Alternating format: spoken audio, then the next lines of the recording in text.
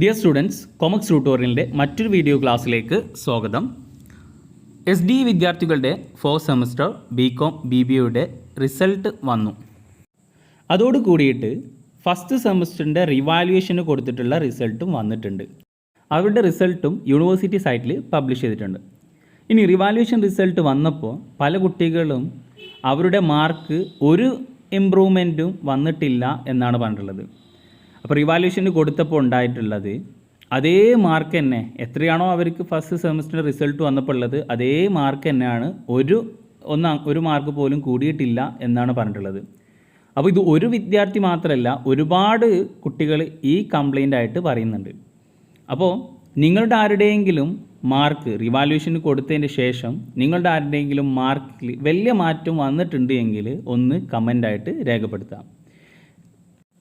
അപ്പോൾ യൂണിവേഴ്സിറ്റി റിവാലുവേഷന് കൊടുത്തിട്ട് ഒരുപാട് ടൈം കഴിഞ്ഞതിന് ശേഷമാണ് ഈ റിസൾട്ട് ഇപ്പോൾ പബ്ലിഷ് ചെയ്തിട്ടുള്ളത്.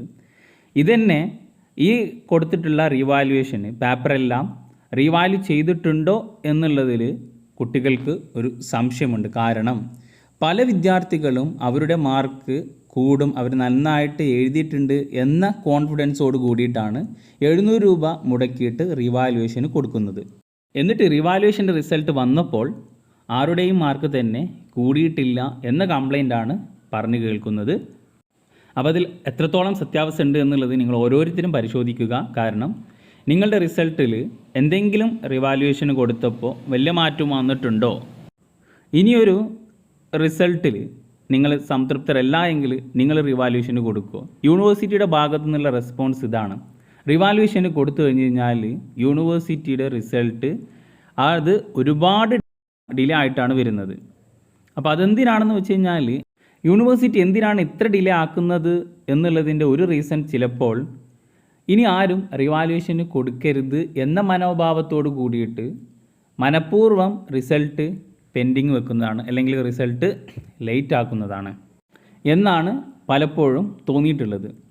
ഇപ്പോൾ ഈ ഫസ്റ്റ് സെമിൻ്റെ റിസൾട്ട്, റിവാലുവേഷൻ റിസൾട്ട് വന്ന ഒരു കുട്ടിയും ഇനി ആ ഏതെങ്കിലും ഒരു സെമസ്റ്ററിൽ മാർക്ക് കുറവുണ്ട് എങ്കിൽ, അല്ലെങ്കിൽ ആ സെമസ്റ്ററിൽ ചില സബ്ജക്റ്റിൽ മാർക്ക് കിട്ടിയതിൽ സംതൃപ്തിയല്ല എങ്കിൽ അവർ ഇനി റിവാലുവേഷന് കൊടുക്കുമോ എന്നുള്ളതൊരു ക്വസ്റ്റ്യൻ മാർക്കാണ്. കാരണം അത്രയും ഡിലേ ആയിട്ടാണ് റിവാലുവേഷൻ്റെ റിസൾട്ട് വരുന്നത്. അപ്പോൾ യൂണിവേഴ്സിറ്റി ഒന്നിരിക്കെ റിവാലുവേഷൻ എന്നുള്ള ആ ഒരു സംഭവം എടുത്ത് ഒഴിവാക്കുക. അല്ലെങ്കിൽ റിവാലുവേഷന് കൊടുത്തു കഴിഞ്ഞ് കഴിഞ്ഞാൽ അതിൻ്റെ റിസൾട്ട് എത്രയും പെട്ടെന്ന് പബ്ലിഷ് ചെയ്യാനുള്ള നടപടിക്രമങ്ങൾ സ്വീകരിക്കുക.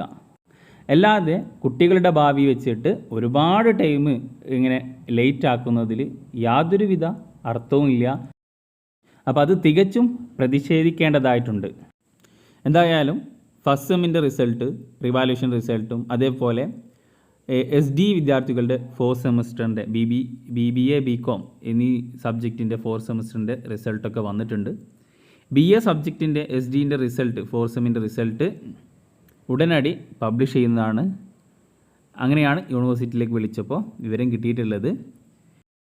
ഇനി നമുക്ക് 3rd സെമസ്റ്ററിൻ്റെ എക്സാം വരുന്നുണ്ട്. അപ്പോൾ 3rd സെമസ്റ്ററിൽ സപ്ലി ഉള്ളവരും റെഗുലറായിട്ട് ഇനി എക്സാം എഴുതാൻ പോകുന്ന വിദ്യാർത്ഥികളും അവരുടെ പഠനവും അതേപോലെ 3rd സെമസ്റ്ററിൽ പഠിച്ചതൊക്കെ എന്ത് ചെയ്യുക, ഒന്ന് റിവൈസ് ചെയ്യുക. എന്തായാലും അടുത്ത് തന്നെ എക്സാം ഉണ്ടാവുമെന്നാണ് പ്രതീക്ഷിക്കുന്നത്. Thank you for watching. Will see next video.